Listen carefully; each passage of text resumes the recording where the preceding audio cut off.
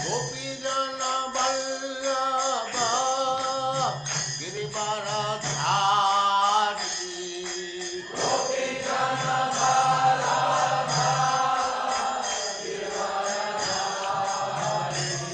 जय राधा माधव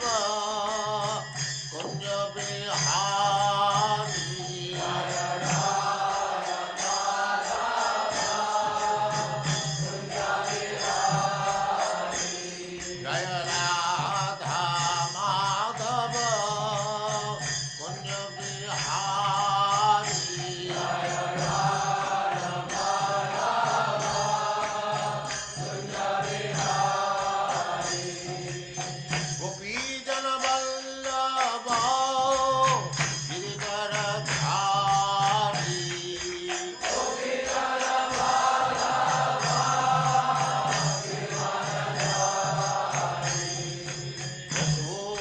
यशोदानंदन व्रज जन रंजन।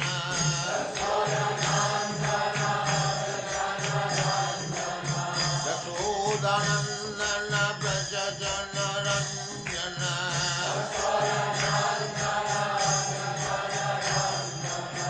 जमुना तीर वनचारी।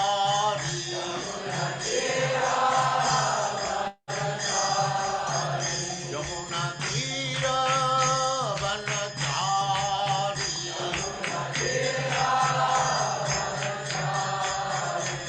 जय राधा माधव कुंज बिहारी।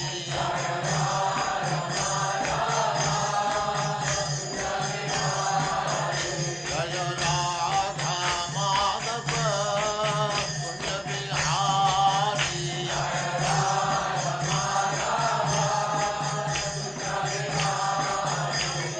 गोपी जन वल्लभ गिरिवरधारी।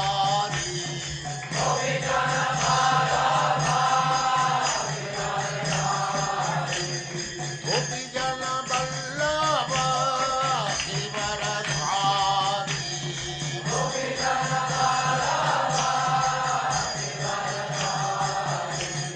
यशोदानंदन व्रज जन रंजन। यशोदानंदन व्रज जन रंजन। जमुना तीर वनचारी। जय राधा माधव कुंज बिहारी।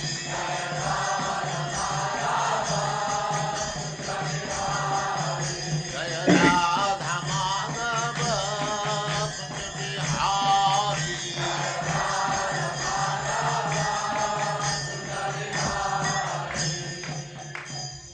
जय ओम नमो भगवते वासुदेवाय। ओम नमो नमो भगवते भगवते वासुदेवाय। ओम नमो भगवते वासुदेवाय। ओम नमो भगवते वासुदेवाय। ओम नमो भगवते वासुदेवाय। ओम नमो भगवते वासुदेवाय। हरे कृष्णा, आप सबका स्वागत है। हरे कृष्णा प्रभु जी। आज अध्याय 10 है ना? जी प्रभु जी। आज है श्रवण स्मरण की कला। एक तो है श्रवण कीर्तन, यह है श्रवण और स्मरण। स्मरण जिसमें प्रहलाद महाराज का नाम आता है, हमेशा भगवान का स्मरण करते थे, तो उसके बारे में सोचते हैं। श्रवण सबसे पहला माना जाता है।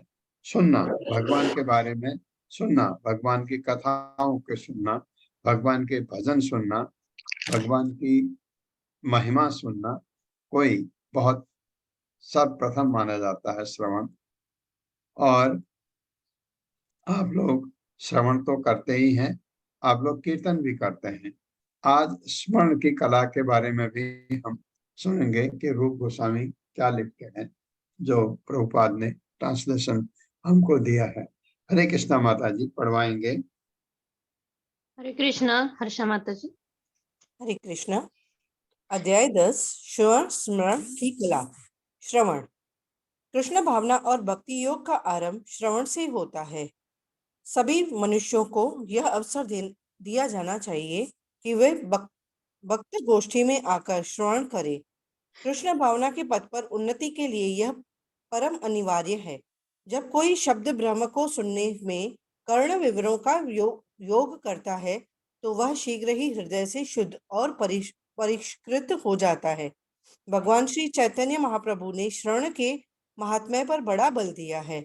यह बद्धजीव के हृदय को पवित्र कर देता है, जिससे वह द्रुत गति से भक्ति योग में लगने और कृष्ण भावना को समझने में का अधिकारी बन जाता है। गरुड़ पुराण श्रवण की महिमा का अतिशय सुंदर दिग्दर्शन है। प्राकृतिक जगत में बद्धजीव की अवस्था सर्प के कटे अचेत मनुष्य जैसी है, क्योंकि इन दोनों को ही मंत्र ध्वनि से फिर चेतन किया जा सकता है। सर्प द्वारा दष्ट मनुष्य तुरंत नहीं मरता, वरना पहले अचेतन होकर कुछ समय उस अवस्था में पड़ा रहता है। प्राकृतिक जगत में जीव निद्रा मग्न है, क्योंकि वह अपने यथार्थ स्वरूप और कर्तव्य को तथा श्री भगवान से अपने संबंध को नहीं जानता। अतः विषयी जीव का अर्थ है कि माया रूपी सर्प का काटना, और इस प्रकार कृष्ण भावना के अभाव में जीव का मृत प्राय हो जाना। सर्प से कटे हुए मुमूर्ष को मंत्रोच्चारण से फिर जीवन दान दिया जा सकता है। इस मंत्र विद्या के अनेक विशारद हैं। इस प्रकार महामंत्र हरे कृष्ण कृष्ण कृष्ण हरे हरे, हरे राम राम राम हरे हरे को सुनकर मृणमान अचेतन पुरुष को वापस कृष्ण भावना की अवस्था में लाया जा सकता है। हरे कृष्णा माता जी, एक मिनट इसमें बोलता हूँ कि गरुड़ पुराण में कहा है, बड़ा अच्छा है। जब किसी को सर्प काटता है तो क्या करते हैं, उसको सोने नहीं दिया जाता है, क्योंकि वो अचेतन होने लगता है। उसको कहते हैं कि सोने की कोशिश मत करो, सो मत। जब किसी को नींद आ रही हो कितना रोक सकते हैं, तो उसको हिला हिला के ताकि अगर वो नींद में चला जाए तो सर्प का कटा हुआ वो कोमा में चला जाता है, उसके डेथ की संभावना पूरी हो जाती। लेकिन अगर वो कॉन्शियस रहता है, जगा रहता है, तो उसके बचने की आशा ज्यादा होती है। ये इससे बहुत अच्छा उन्होंने कंपेयर की तुलना की है। और हम माया में आप देखते हैं सब कटे हुए हैं सब कटे हुए हैं माया रूपी सर्प से। भगवान का नाम, भगवान की तरफ किसी का ध्यान ही नहीं। तो अगर आप ये, जैसे कोई आदमी अपने प्राण त्याग रहा है क्योंकि वो कटा हुआ है सर्प से, माया रूपी सर्प से, अगर आपने उसको कान में हरे कृष्ण कृष्ण कृष्ण हरे हरे, हरे राम राम राम हरे हरे अगर बोल दिया, तो उसका जो अचेतन था वो चेतन में बदल जाता है। यानी कि एक चीज ऐसी सुनी उसने जो उसका कल्याण कर सकती है, उसको बचा सकती है। ये समझना चाहिए। पढ़िए माता जी, पढ़िए। हरे कृष्णा। अशोक प्रभु जी। हरे कृष्णा माता जी, हरे कृष्णा प्रभु जी। शील प्रभुपाद जी की जय। श्रीमद् भागवत 4.29.40 में भगवत चरित श्रवण की महिमा के संबंध में सुखदेव गोस्वामी महाराज परीक्षित से कहते हैं, हे राजन, वही स्थान निवास के योग्य है जहाँ महान आचार्य भगवान के दिव्य चरित की वार्ता करते हैं। वहां रहकर उन महापुरुषों के मुखचंद से निस्यंदित कृष्ण लीला रस सुधा की धाराओं का कर्णपुटों से अहर्निश पान करता रहे। जो अतृप्त होकर निरंतर इस अमृत का पान करते हैं, उनको भूख प्यास भय शोक और भाव मोह स्पर्श नहीं करते। भगवान श्री चैतन्य महाप्रभु ने भी श्रवण को वर्तमान कलयुग में स्वरूप साक्षात्कार का साधन बतलाया है। इस काल में पूर्व युगों के विधि विधानों और वेद स्वाध्याय का ठीक ठीक अनुष्ठान संभव नहीं रहा है। फिर भी यदि कोई महाभागवतों व आचार्य चरणों द्वारा उच्चारित शब्द ब्रह्म का श्रवण करे तो केवल इतने से भवरोग शांत हो जाएगा। अतएव भगवान श्री चैतन्य महाप्रभु की आज्ञा है कि उन्हीं अधिकारी पुरुषों से श्रवण करे जो भगवत भक्त हों। व्यवसायी या कथावाचकों के सुनने का कोई लाभ नहीं। आत्मज्ञानी पुरुषों से सुनने पर चंद्रमा से निस्यंदित सुधाधारा जैसी अमृत की कल्लूलनी नदियां हमारे कर्ण रंध्रों में प्रविष्ट होंगी। उपरोक्त श्लोक चंद्रमा के इस अलंकार से युक्त है। जैसा भगवत गीता में कहा गया है, कृष्ण भावना भवित हो जाने पर ही विषयी अपनी विषय वासना को लात मार सकता है। जब तक वो किसी उत्तम कार्य में नहीं लग जाता तब तक जीव अपने तुच्छ कार्य से विरत नहीं हो सकता। प्राकृतिक जगत में जीव प्रकृति की माइक क्रियाओं में फंसा पड़ा है, परंतु श्री कृष्ण की दिव्य क्रियाओं के आस्वादन का अवसर मिलने पर वो दूसरे सब अल्प सुखों को भूल जाता है। जब श्री कृष्ण कुरुक्षेत्र में युद्ध प्रांगण में बोलते हैं तो विषयी इसे केवल दो मित्रों का साधारण वार्तालाप समझता है, जबकि वास्तव में तो श्री कृष्ण के मुखचंद्र से अमृत की कल्लोलनी सी झरती है। अर्जुन के इस दिव्य नाद का श्रवण किया और परिणाम में भव रोग के संपूर्ण मोह से मुक्त हो गया। हरे श्रीमद् कृष्ण, हरे भागवत। कृष्णा हरे प्रभु। कृष्ण। हरे एक कृष्ण मिनट, माता जी, हरे कृष्ण प्रभु जी। एक, हाँ, धन्यवाद प्रभु। इसमें दो चीजें बड़ी अच्छी बताई। एक तो एक तो जो है सुनना किससे चाहिए। मैंने कहा हरे कृष्ण कोई बोल रहा है और कोई भगवान का नाम ले रहा है और एक महापुरुष भी ले रहा है, उनसे महापुरुष आपको लगा हाँ ये भगवान का भक्त है, ये वो बोलते जा रहे हैं मंत्र, आप सुनते जा रहे हैं, ये श्रवण आपके काम का है। कौवा अगर बोल रहा है हरे कृष्ण नहीं सुनना है, कौवा मतलब आप समझ सकते हैं क्या मतलब। जो विषयी है, जो भौतिक जगत में फंसा हुआ, अगर वो किसी के कहने पर भी बोल रहा है उस भगवान के बारे में, उससे नहीं सुनना है, सुनना है भगवान के भक्तों से। ये बात है, आप भक्ति करते हैं और अगर आप किसी के कान में मरते समय बोल भी दें हरे कृष्ण कृष्ण कृष्ण हरे हरे, हरे राम राम राम हरे हरे, उसका कल्याण होगा। क्योंकि आप भगवान की पर आपकी श्रद्धा है, आप भगवान की श्रद्धावत अपने जितना आपसे हो सकता है उतनी सेवा करने की कोशिश करते हैं। एक बात तो ये है। दूसरी बात क्या है इसमें जो बताई गई है, टेस्ट। टेस्ट क्या है, आप गुड़ खाते हैं पहले भी बोला है आपको ये, हाँ खाते हैं, अच्छा लगता है, गुड़ मीठा होता है इसलिए अच्छा लगता है। फिर आपको एक मिठाई दी जाती है, आपको वो भी मीठा है और अच्छा लगता है, और मिठाई में आपको मैं फिर कहता हूँ रस माधुरी मिली, आप कहेंगे ये और तो कुछ नहीं खा, यही खाना है। उसके बाद आपको एक बंगाली मिठाई होती है कांचा गोला, जिसमें ये खजूर का गुड़ मिला होता है, वो आप खाएंगे आपको रसमलाई भी नहीं अच्छी लगेगी, तो टेस्ट आपका हायर हो गया। उसके बाद आप कहेंगे मीठा खाना है वही खाना है, नहीं तो नहीं खाना। इसी तरह से आप पहले विषयी जीवन है, आप सोचते हैं ये सब अपने को इंद्र तृप्ति के लिए करो, सब काम किया आपने आपने देखा होगा, आप जब कभी खुजली लगती है आपको किसी बदन पर कहीं पर, आप खुजलाते हैं, अच्छा लगता है, ज्यादा खुजलाते हैं और अच्छा लगता है। खुजला खुजला के आप चमड़ी को उधेड़ देते हैं, फिर दर्द होने लगता है। तो खुजली ऐसी चीज है, ये हमारे भौतिक जो इंद्र तृप्ति है बिल्कुल खुजली की तरह है। जितना खुजलाओगे उतनी खुजली ज्यादा।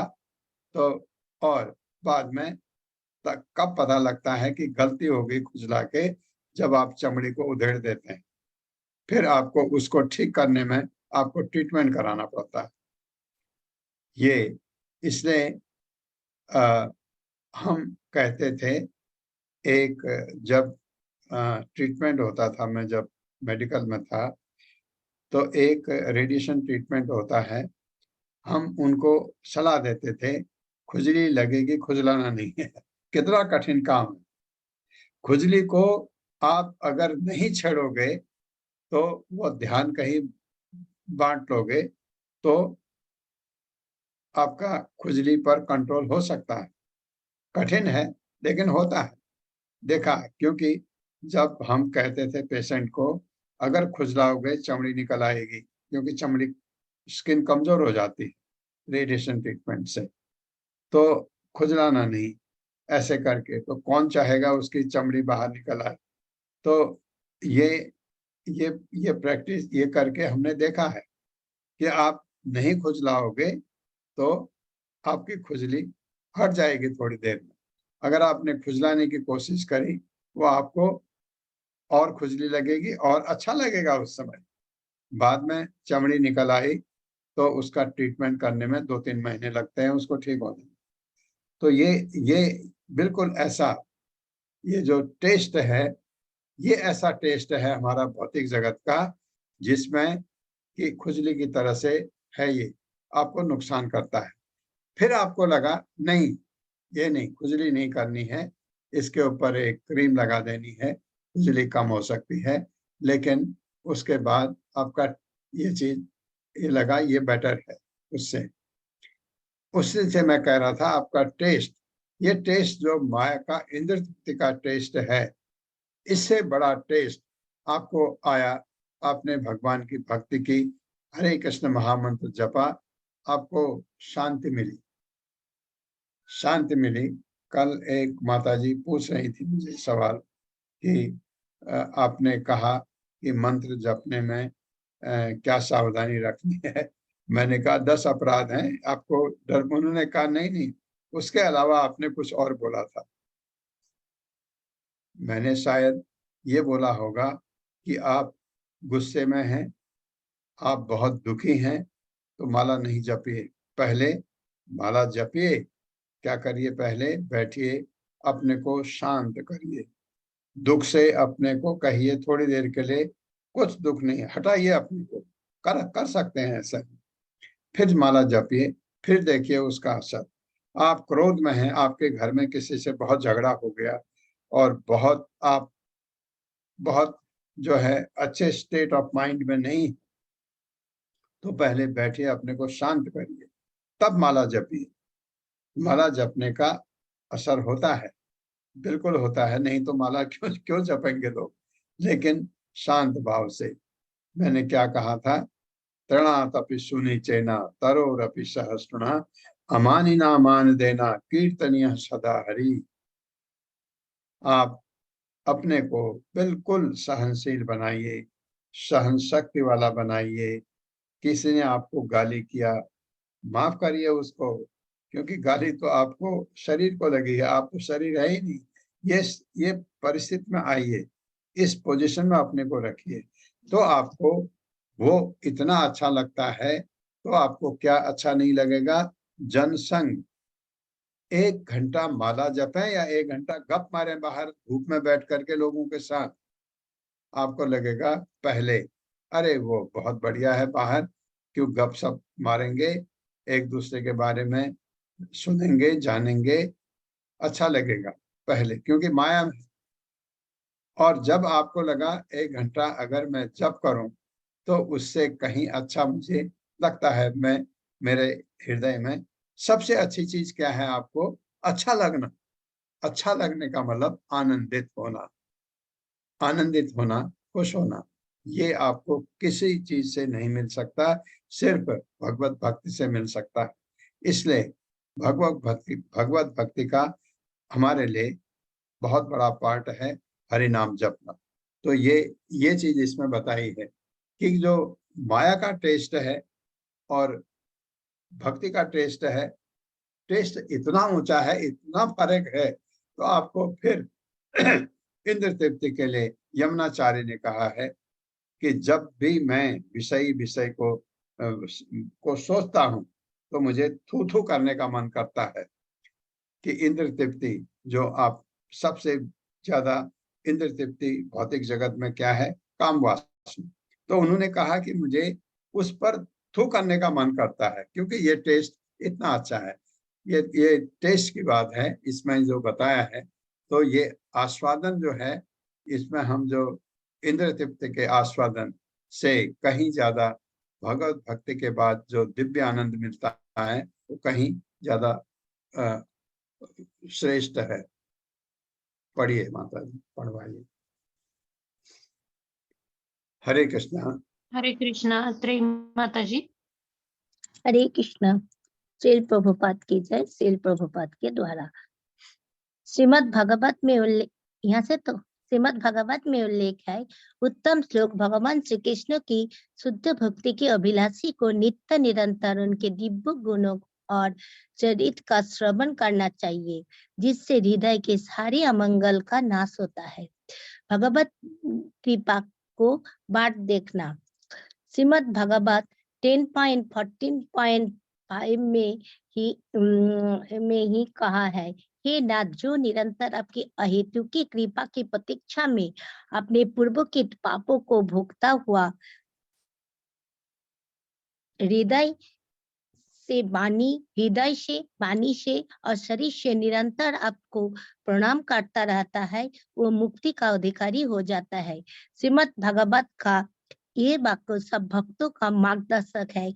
भक्तों को अपने पूर्व पापों के दुखों से तुरंत मुक्त होने की आशा नहीं करनी चाहिए। कोई भी बद्ध जीव इस कर्म भोग से मुक्त नहीं है, क्योंकि पूर्व कर्मों से निरंतर सुख दुख की प्राप्ति का नाम ही संसार है। यदि कोई प्राकृतिक क्रियाओं से विरत हो गया है तो उसका फिर जन्म नहीं होगा। ये तभी संभव है कि जब वो कृष्ण भावना भावित कर्मों के परायण हो जाए, क्योंकि ऐसे कर्मों का फल नहीं होता। अतः कृष्ण भावना भावित क्रियाओं में सिद्ध होते ही जन्म मृत्यु का चक्र समाप्त हो जाता है। ऐसा पुरुष फिर प्राकृतिक जगत में जन्म नहीं लेता। इसीलिए जो भक्त कर्म फल से पूर्णतः मुक्त नहीं हुआ है, वो गंभीरता से कृष्ण भावना भावित कर्म करता रहे। मार्ग में कितना ही व्यवधान क्यों ना आए, किसी बाधा की स्थिति में वो केवल श्री कृष्ण का चिंतन स्मरण करता हुआ उनकी कृपा को बाट देखता रहे, यही उसका अवलंबन है। यदि भक्त इस भाव से दिन बिताता है तो उसका वैकुंठ गमन निश्चित समझना चाहिए। इन क्रियाओं के द्वारा वो भगवत धाम में प्रविष्ट होने का दाय भाग अधिकार पा जाता है। दाय भाग पैतृक संपत्ति में पुत्रों के कानूनी अधिकार को कहते हैं। इसी प्रकार शुद्ध भक्त जो अपने कृष्ण भावना संबंधी कर्तव्यों के निर्वाह में सब प्रकार के कष्ट सहने को सन्नद्ध रहता है, भगवत धाम का योग्य अधिकारी हो जाता है। एक हरे कृष्णा माता जी, हरे कृष्णा। इसमें बड़ा अच्छा बताया है कि एक चीज कि हृदय से, वाणी से और शरीर से, मतलब मैं कहता हूं, हमको दिखावा नहीं करना चाहिए। दिखावा बिल्कुल नहीं करना चाहिए। भगवान के प्रति आपकी श्रद्धा है, हृदय से, वाणी से आप हरे कृष्ण कृष्ण कृष्ण हरे। एक तो ये वाणी है। दूसरा, आपके वाणी कोई गलत चीज नहीं करेगी। ये शरीर से आप कोशिश करते हैं भगवान की सेवा करने की। हृदय से आपका मन है भगवान की सेवा करने का।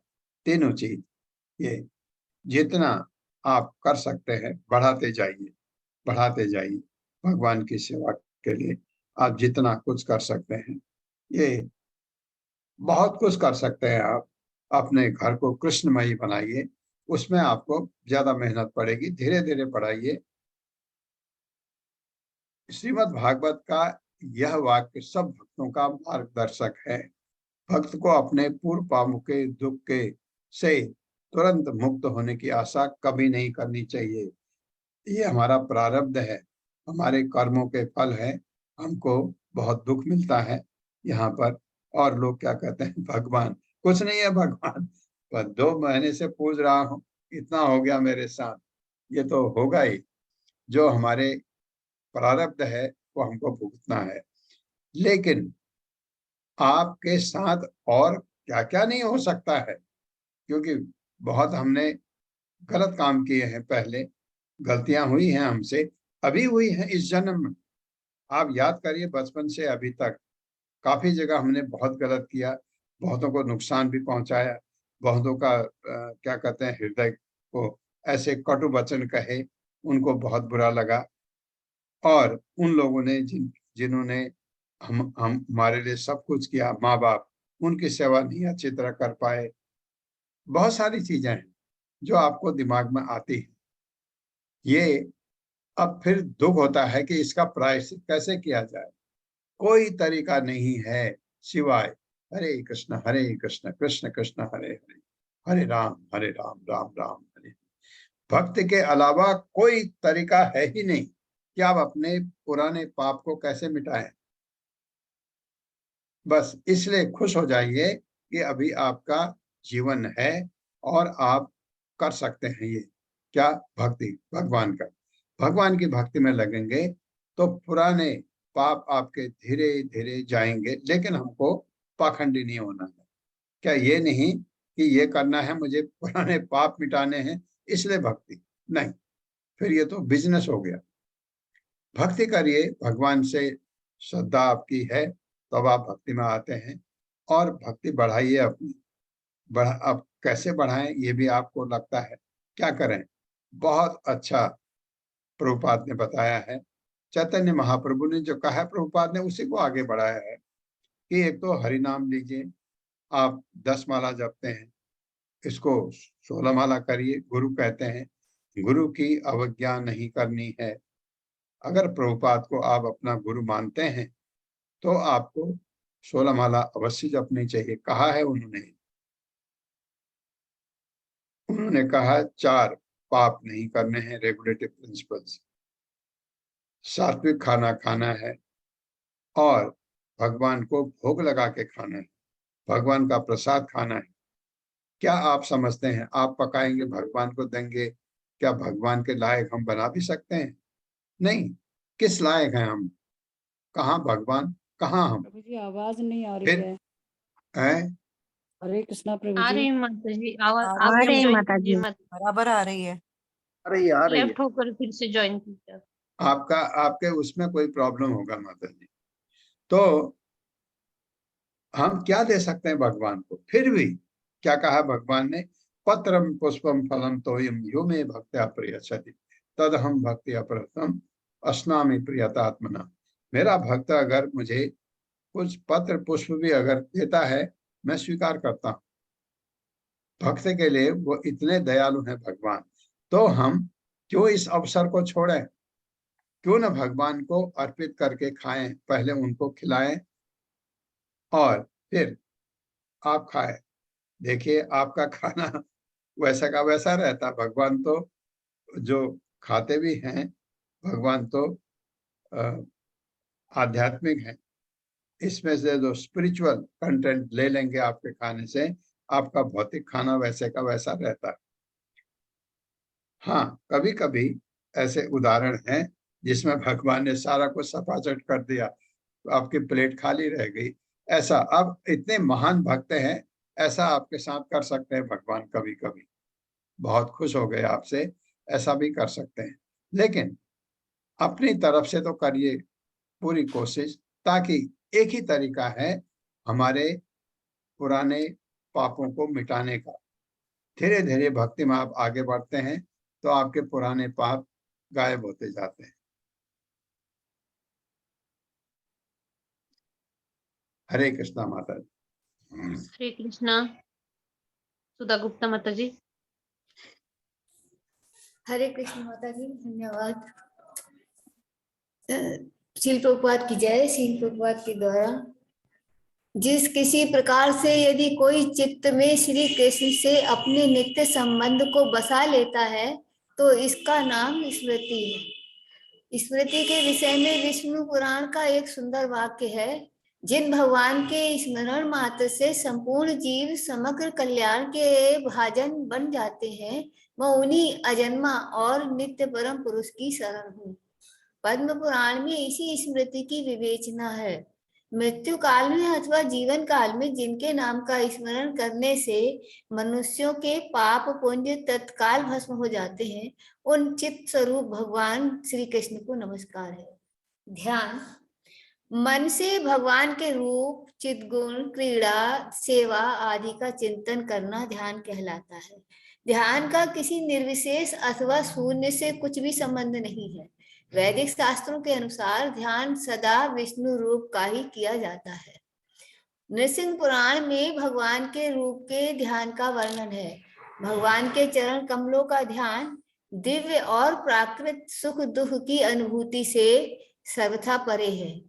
इस ध्यान से परम पापात्मा भी जीवन भर के पापों से छूट सकते हैं। विष्णु धर्म में भगवत गुणों के ध्यान के संबंध में कहा है, निरंतर कृष्ण भावना भावित रहकर भगवान के दिव्य गुणों का स्मरण करने वाले जन संपूर्ण पापों से मुक्त होकर वैकुंठ गमन के योग्य बन जाते हैं। भाव ये है कि शुद्ध हुए बिना कोई भगवत धाम में प्रवेश नहीं पा सकता और भगवान के चिद्गुण रूप लीला आदि का स्मरण रखने मात्र से सब प्रकार के पापों से बचा जा सकता है। पद्म पुराण में क्रीड़ा ध्यान का उल्लेख है। सर्व माधुर्य सार, परम अद्भुत और ललित हरि चरित्र का जो निरंतर ध्यान करता है वह भव बंधन से छूट जाता है। सेवा ध्यान। कतिपय शास्त्रों में प्रमाण है कि जो मनुष्य केवल सेवा ध्यान भी करता है उसकी भी सर्वाभीष्ट सिद्धि होती है और वह अपने नेत्रों से भगवान का साक्षात्कार करता है। इस संदर्भ में ब्रह्मवैवर्त पुराण के अंतर्गत एक सुंदर कथा है।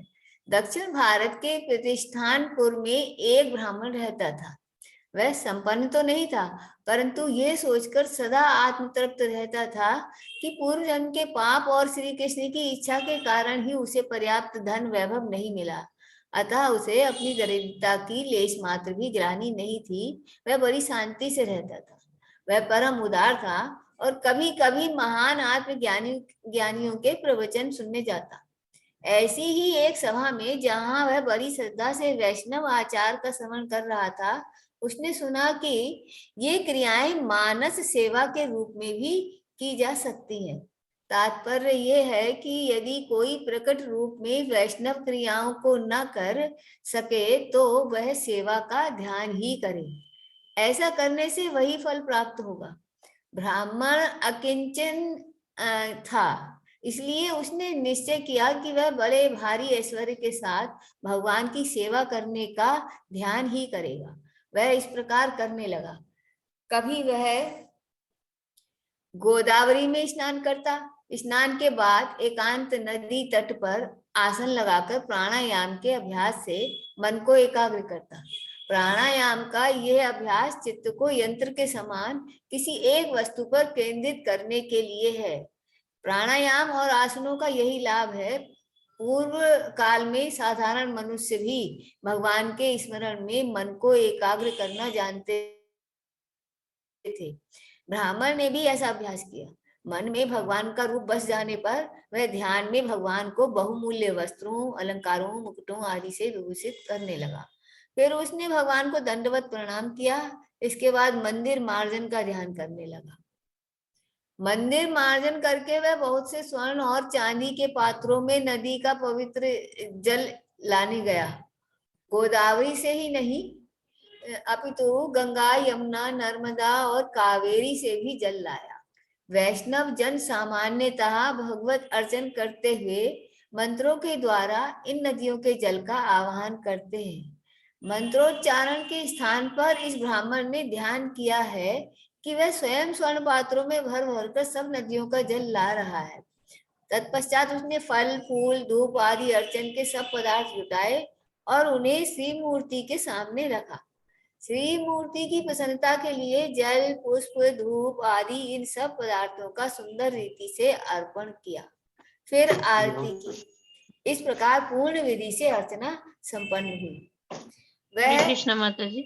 हरे कृष्णा। किसी और को माता जी हरे हरे कृष्णा माता जी। ये सेवा ध्यान आपको बताया। भगवान का ध्यान करना आपको एक तो है स्मृति, पहले स्मृति आया था।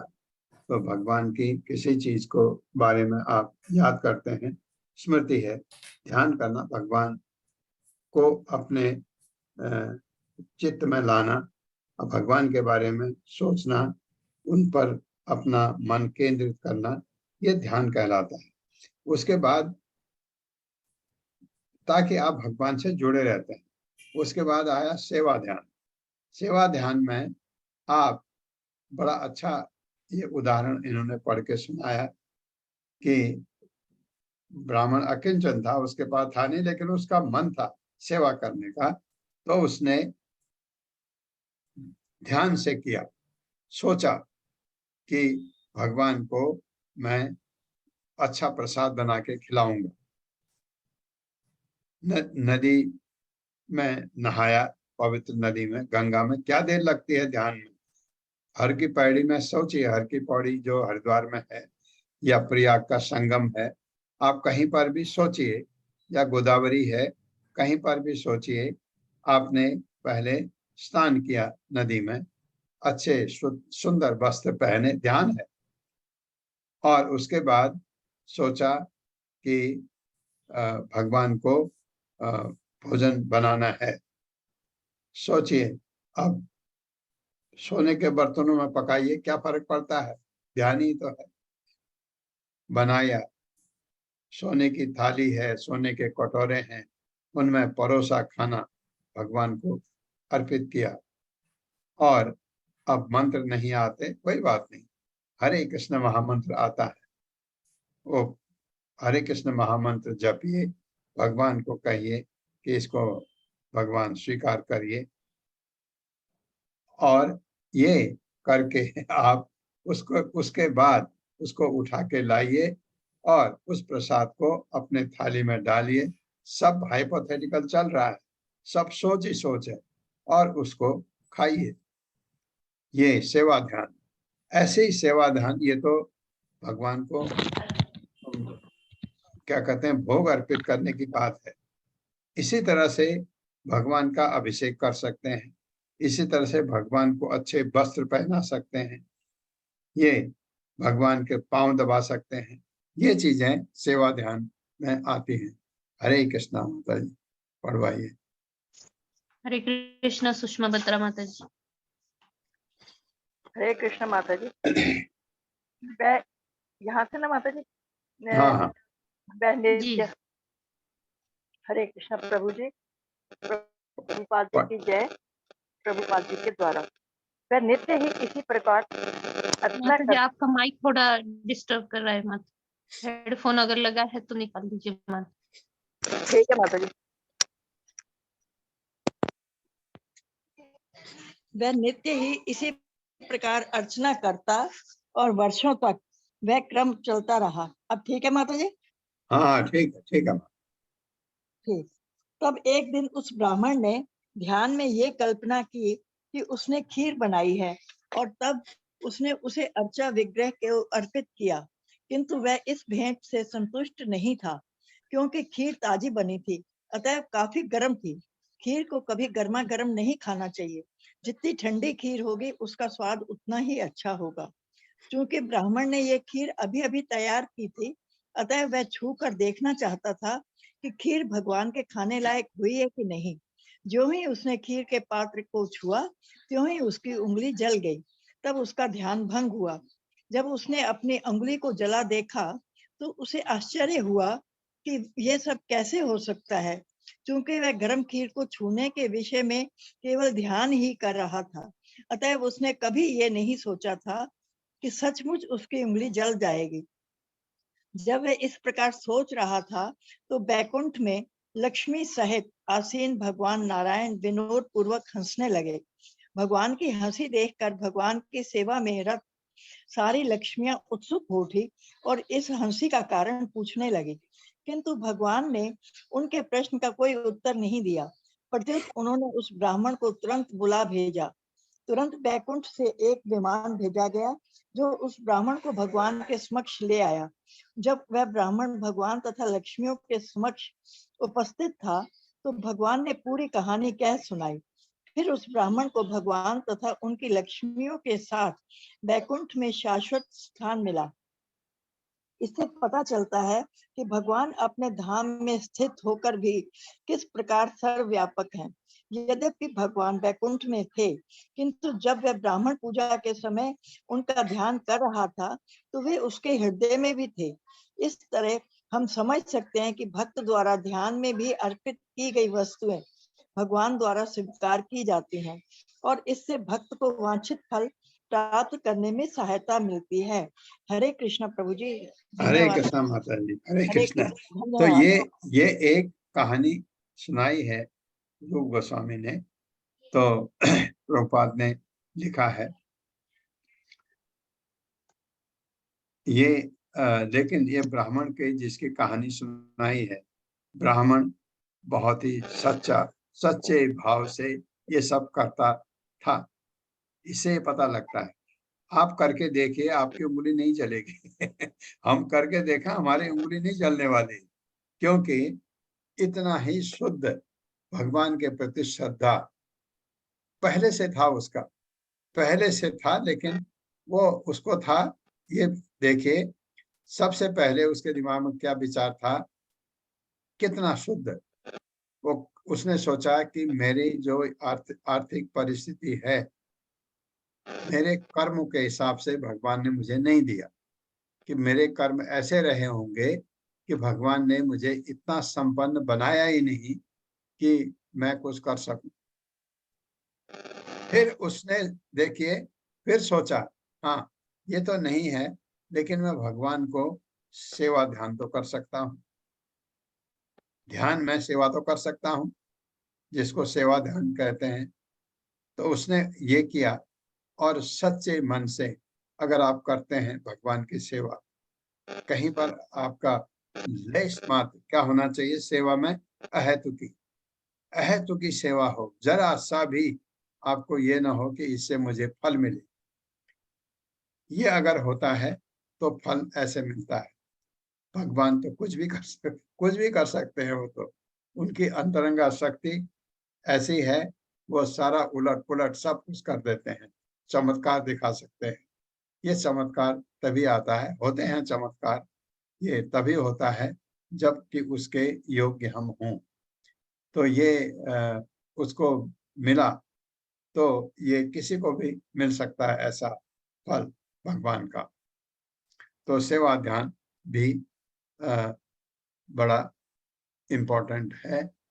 अब 11वां अध्याय है भगवत सेवा के नाना रूप। किस किस रूप में भगवान को हम पूछ सकते हैं, भगवान की सेवा कर सकते हैं, किस किस रूप में, इसके बारे में पढ़ेंगे। थोड़ा सा पढ़ लेते हैं आज। माता जी, हरे कृष्णा। हरे कृष्णा। रेणु अग्रवाल माता जी। हरे कृष्णा माता जी। हरे कृष्णा प्रभु जी। श्रील पढ़िए। प्रभुपाद की जय। भगवत सेवा के नाना रूप। दास्य भाव। कर्मियों के मत में कर्म फल का अर्पण दास्य है, परंतु रूप गोस्वामी आदि वैष्णव आचार्यों के अनुसार किसी न किसी रूप में भगवत सेवा में निरंतर संलग्न रहना दास्य का स्वरूप है। स्कंद पुराण में कहा है कि कर्मकांड और वर्णाश्रम का आचरण करने वाले भक्त हैं, परंतु जो यथार्थ में प्रत्यक्ष रूप से भगवत सेवा में लगे रहते हैं वे भागवत अर्थात शुद्ध भक्त हैं। सकाम कर्मी अथवा वर्णाश्रम धर्म का पालन करने वाले शुद्ध भक्त नहीं हो सकते, फिर भी भगवान को कर्म फल का अर्पण करते हैं, इस कारण उन्हें भी भक्त मान लिया है। जब अन्य कोई अभिलाषा नहीं रहती और वह भगवत प्रेम से भरकर स्वाभाविक रागानुगा भगवत सेवा करता है, तब उसे शुद्ध भक्त समझना चाहिए। प्राकृत जगत के संसर्ग में आए सभी बद्ध जीव न्यूनाधिक रूप में माया पर प्रभुत्व करना चाहते हैं। वर्णाश्रम पद्धति और तत्संबंधी कर्तव्य इस विधि से निर्धारित हैं कि बद्ध जीव स्वेच्छा अनुसार प्राकृत जगत को भोग सके, पर साथ ही शनै शनै पारमार्थिक ज्ञान को भी प्राप्त हो जाए। वर्णाश्रम धर्म के अंतर्गत ऐसे अनेक कर्तव्य हैं जो कृष्ण भावना भावित भक्ति योग के अंग हैं। गृहस्थ भक्त वैदिक कर्म और भक्ति के कर्तव्य दोनों का आचरण करते हैं, क्योंकि ये दोनों ही श्री कृष्ण की प्रीति के लिए हैं। गृहस्थ भक्त किसी वैदिक कर्म का अनुष्ठान श्री कृष्ण की प्रसन्नता के लिए ही करते हैं। पूर्व वर्णन किया जा चुका है कि जिस भी क्रिया का लक्ष्य श्री कृष्ण की तृप्ति करना हो वह भक्ति है। श्री रूप गोस्वामी माता जी। एक हरे मिनट कृष्ण। माता जी, एक मिनट। जी जी प्रभु बहुत जी, थैंक यू। धन्यवाद माता जी, धन्यवाद थैंक यू प्रभु आपका। जी। ये दास्य भाव जिस भी तरह से आप करते हैं भगवान की सेवा दास के रूप में, लेकिन हर एक दास्य भाव नहीं होता है, लेकिन फिर भी हम भगवान के दास ही रहते हैं। भगवान को किसी रूप में भी माने, आप भगवान को अपने पुत्र के रूप में भी पूजा करते हैं भगवान की, आप उनके ये वात्सल्य रूप कहा जाता है, लेकिन हैं आप भगवान के दासी, माँ बन गए, बाप बन गए, लेकिन भगवान के भक्त ही हैं, तो इसलिए दास्य भाव कहा गया। एक बात, एक बहुत अच्छा यहाँ कहा, सकाम कर्मी हम लोग हैं। हम क्या है? हम वर्णाश्रम धर्म के अनुसार भी चलें कि हमने पहले ब्रह्मचर्य जीवन बिताया 20-25 साल तक, उसके बाद हम गृहस्थ में आ गए। जो भगवान का भक्त है वो गृहस्थ में कम आते हैं, लेकिन क्या गृहस्थ आश्रम वाला भगवान का कम भक्त है? बिल्कुल नहीं। अगर आप सोचें, बड़े बड़े महान भगवान के भक्त गृहस्थ आश्रम वाले ही बने। आप लगाइए, मैं एग्जैक्टली परसेंटेज मुझे नहीं पता है, लेकिन 70-80% तो मैं कह ही सकता हूँ जो महान भक्त हैं वो गृहस्थ आश्रम से ही गए। तो गृहस्थ आश्रम एक्चुअली भक्ति के लिए है। ये जो है, जो आश्रम भगवान ने चातुर्वर्णम मया सिस्टम भगवान ने बनाए हैं, तो ये इससे क्या होता है कि गृहस्थ आश्रम में आप भगवान की सेवा करते हैं। बहुत सारे लोग अभी भगवान की भक्ति करते हैं बिल्कुल एक नियमित ढंग से, सुबह उठ के नहा के पहले भगवान की सेवा, उसके बाद और काम शुरू होता है। ऐसा नहीं, और आप कहीं जाइए, मैंने भी देखा है बहुत जगह पर, आप जाइए उनके घर में, सुबह आते पहले खाना, अभी नहाया नहीं तो नाश्ता वास्ता पहले हो जाता, नहाना बाद में। ये भगवान की भक्ति तो छोड़ ही दीजिए। तो ये अभी गृहस्थ में इसलिए बना है, गृहस्थ इसलिए बना है, ब्रह्मचर्य, गृहस्थ आश्रम, वानप्रस्थ और संन्यास। क्या है ये? धर्म, अर्थ, काम, मोक्ष, ताकि आप यहाँ से धन कमाएं, इंद्र तृप्ति करें, और फिर उसके बाद आप मोक्ष की तरफ सोचें। लेकिन आदमी माया में इतनी बुरी तरह पड़ जाता है, वो भगवान की तरफ या मोक्ष की तरफ तो सोचता ही नहीं, बाद में उन्हीं में उलझ जाता है उन चीजों में। तो ये जो हमारा वर्णाश्रम धर्म है, गृहस्थ आश्रम है, इससे कोई भक्त बहुत बड़ा भक्त बन सकता है, बशर्ते बाद में अपने घर की तरफ कम, भगवान की तरफ ज्यादा। आसक्ति भगवान में ज्यादा, गृहस्थ में कम। बाद में, शुरू में आपने गृहस्थ शुरू किया, आपकी पत्नी है, आपके बच्चे हैं, सब कर्तव्य निभाया, अब बच्चे बड़े हो गए, बच्चे जॉब में आ गए, अब भी उसी रट में लगे हैं, तो वो गलत है। तो लेकिन सब नहीं ऐसे, कुछों को ज्ञान है, वो अब करते हैं, इस चीज से अपना लगाव, अपने परिवार से लगाव कम, भगवान से लगाव ज्यादा। कुछ उससे भी होशियार होते हैं, अपने सारे परिवार को भगवान की तरफ लगाते हैं, और ये आगे हैं, और वो थोड़ा ग्रस्त में है, वो भगवान की लेकिन भक्ति करते हैं, इस तरह नहीं जिस तरह ये करते हैं, ये तो पूरी तरह लग चुके हैं। ये ऐसा मैंने देखा है एक आध परिवार में। एक परिवार की तो बात पक्की है, वो बिल्कुल लग चुके थे, लेकिन उन्होंने परिवार वालों को देखा कि वो इस तरह नहीं है, उनको ज्यादा जोर नहीं दिया उन्होंने, लेकिन अपने इस तरफ रहे कि वो पूरे अपने वानप्रस्थ में चले गए। ये हमारे ऊपर है कि हम भगवान की भक्ति कितनी अच्छी तरह करें ग्रस्त में रहते हुए। तो ग्रस्त क्या खराब है, ग्रस्त में तो आपको सहयोग मिलता है। अगर ग्रस्त आप भाग्यशाली हैं, आपकी पत्नी आपको सहयोग करती है आपकी भक्ति में, और आप भी उसको सहयोग करते हैं, और अगर तालमेल बहुत अच्छा है, उनको भी आप भक्ति में ले आते हैं, तो आपका घर तो कृष्णमय बन जाता है। सुविधा होती है। अकेले हैं, 2 जने हैं, बहुत सारी जगह है ऐसा जहां पर पत्नी सहयोग नहीं करती है लेकिन ऑब्जेक्ट नहीं करती, और कहीं जगह ऐसा है पत्नी बहुत विरोध करती है, कई जगह ऐसा है कि पत्नी बहुत सहयोग करती है, कहीं जगह वो विरोध नहीं करती है। इस तरह से ये ग्रस्त में, लेकिन भक्ति आप जब करते हैं तो ग्रस्त में रह के भी पूरी भक्ति हो सकती है। ये अवश्य है, अगर घर वालों का सहयोग मिले तो भक्ति और अच्छी तरह आगे बढ़ती है। लेकिन भक्ति हो ही सकती है कि ये ग्रस्त आश्रम में भी, तो वर्णाश्रम से में भी हमको उसका पूरा फायदा उठाना चाहिए।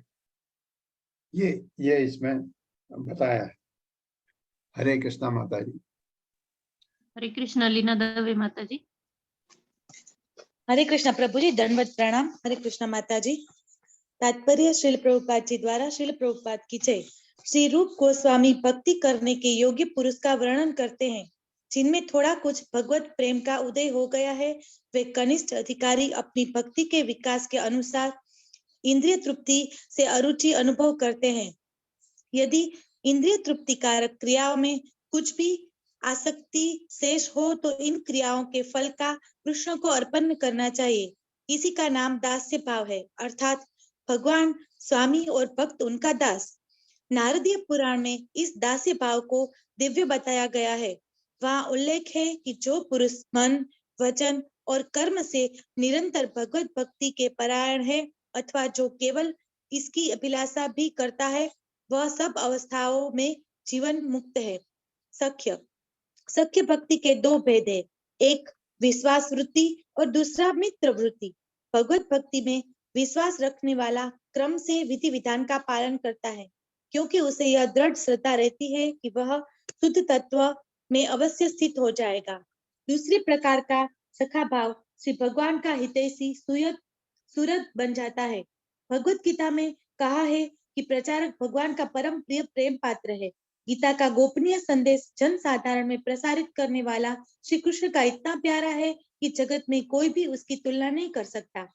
महाभारत में द्रौपदी कहती है, हे गोविंद, आपकी प्रतिज्ञा है कि मेरे भक्त का कभी नाश नहीं होता। मुझे इस पर विश्वास है, इसलिए महान विपत्तियों में भी इसे याद कर कर के प्राण धारण किए हुए हूँ। द्रौपदी और उनके पति 5 पांडवों को दुर्योधन आदि बांधवों ने बड़े बड़े दुख दिए। उनके दुख इतने भयंकर थे कि महान पराक्रमी और नैष्ठिक ब्रह्मचारी भीष्मदेव भी उनका विचार करके कभी कभी रो पड़ते थे। उन्हें विस्मय होता था कि यद्यपि पांडव इतने धर्मात्मा थे, द्रौपदी साक्षात लक्ष्मी जैसी थी और स्वयं श्री कृष्ण उनके बंधु थे, फिर भी उन्हें इतना दुख उठाना पड़ा। ऐसे अपार दुख में भी द्रौपदी विचलित नहीं हुई। वह जानती थी कि श्री कृष्ण उनके सुहृद है, अतः अंत में विजय उन्हीं की होगी। श्रीमद् भागवत में हरे कृष्ण प्रभु जी। हरे कृष्णा पूनम चौहान माता जी।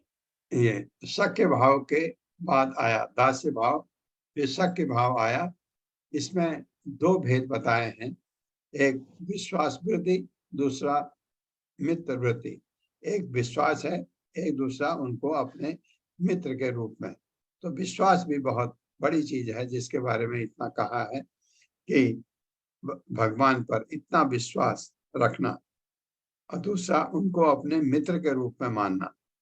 द्रौपदी का तो आप सबको पता है ही कि द्रौपदी भगवान की ऐसी भक्त थी सखा के रूप में, क्योंकि द्रौपदी ने जब सबकी तरफ देखा, सबने से नीचे कर दी, तो द्रौपदी ने कृष्ण को याद किया और कृष्ण ने द्रौपदी की लाज रखी।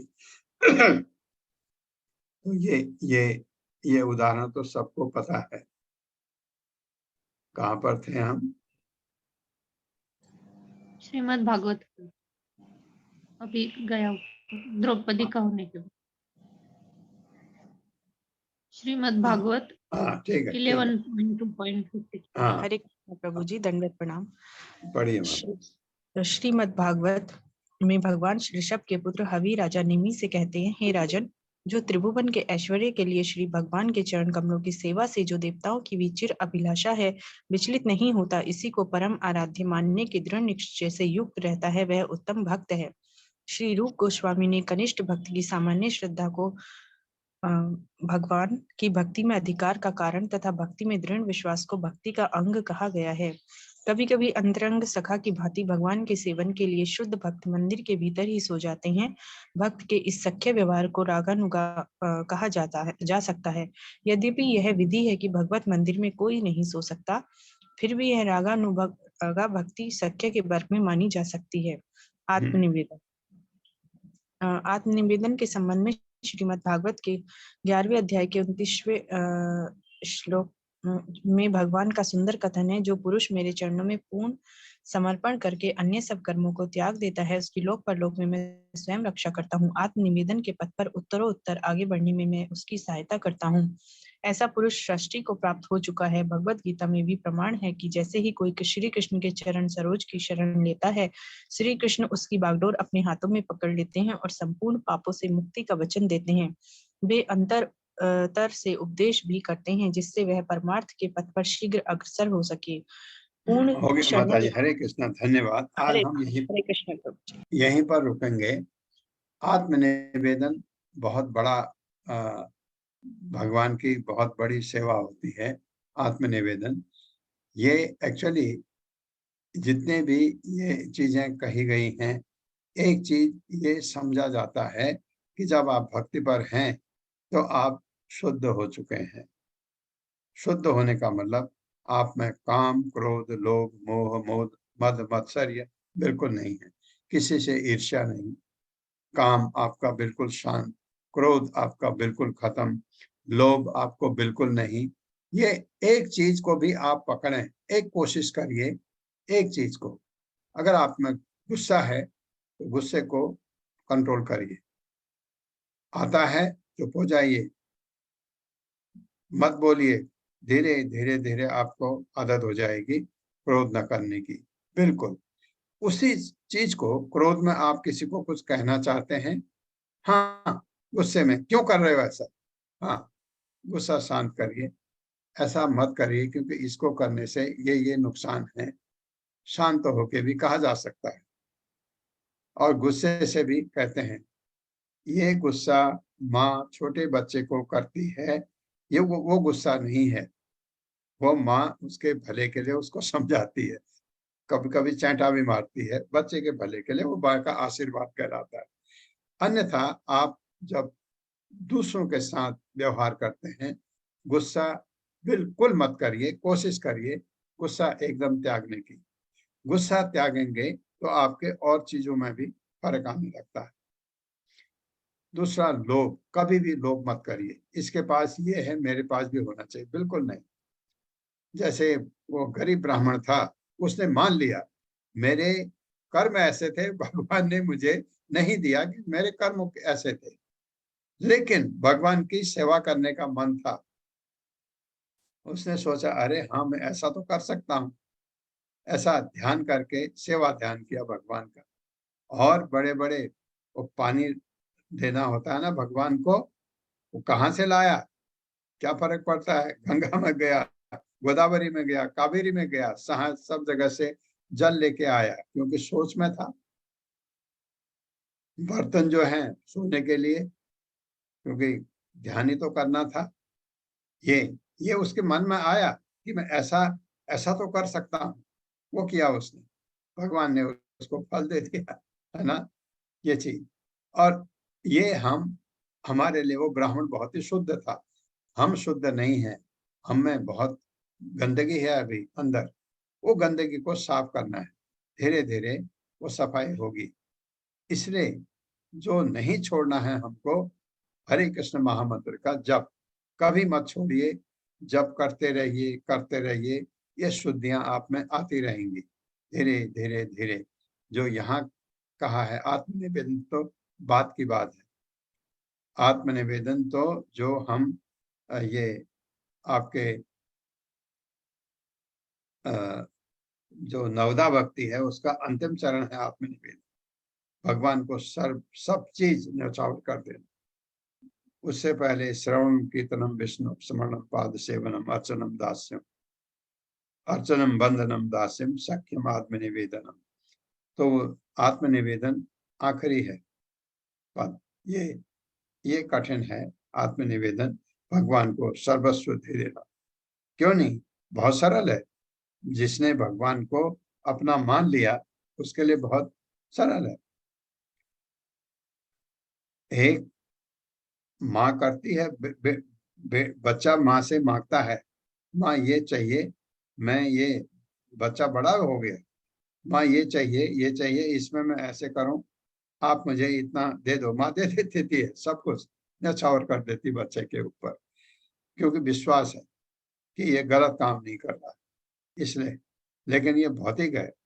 भगवान के लिए तो जो आप अर्पित करते हैं कि ये तो आपका ही तो है, जो हमको मिलता है। आप बहुत अच्छी परिस्थिति में हैं, मैं उतनी अच्छी परिस्थिति में नहीं हूँ, क्या कारण? ब्राह्मण को याद करिए। ब्राह्मण ने कहा मेरे कर्म ऐसे रहे होंगे, भगवान ने मुझे इतना ही दिया, तो इससे मैं कर क्या सकता हूँ? सेवा करने में मैं गरीब भी हूं तब भी कर सकता हूँ। ये वाला, ये भाव अगर हम में आ जाए तो हमारा कल्याण हो सकता है। आज हम यहीं पर रुकते हैं, अगले सैटरडे को इसको आगे बढ़ाएंगे। ओम अज्ञान तिमिरांधस्य ज्ञानांजनशलाकया चक्षुरुन्मिलितं तस्मै श्री गुरुवे नमः। नमो विष्णुपादाय कृष्णपृष्ठाय भूतले श्रीमते भक्तिवेदांत स्वामिनिति नामिने। नमस्ते सारस्वती देवे गौरवाणी प्रचारिणे निर्विशेष शून्यवादी पाश्चात्य देश तारिणे। जय हो श्री कृष्ण चैतन्य प्रभु नित्यानंद श्री अद्वैत गदाधर शिवासादि गौर भक्तवृंद। हरे कृष्णा कृष्ण कृष्णा हरे हरे, हरे राम राम राम हरे हरे। हरे कृष्णा। अशोक प्रभु